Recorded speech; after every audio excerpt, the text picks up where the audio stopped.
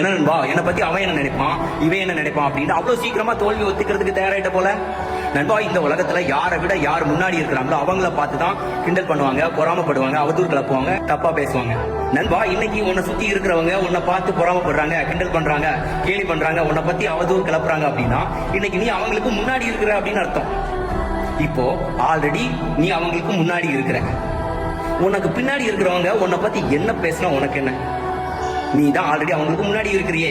நண்பா, நீ பின்னாடி பார்க்காம நீ பண்ற விஷயங்கள் கரெக்ட் அப்படின்னு உனக்கு தோணுச்சு அப்படின்னா நீ பாட்டுக்கு பண்ணிட்டே. ஒரு நாளைக்கு நீ ஜெயிக்கும் போது உன்னை சுத்தி இருக்கிறவங்களே உன்னை பத்தி சொல்லுவாங்க, போனா என் நண்பன் தான், என் கூட படிச்ச பையன் தான், என் ஊருக்காரன் தான் அப்படின்னு. நண்பா, ஜெயிக்கணும்.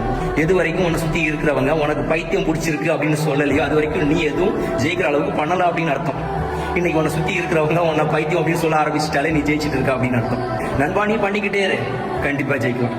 ஜெய் ஹிந்த், ஜெய் பாரத்.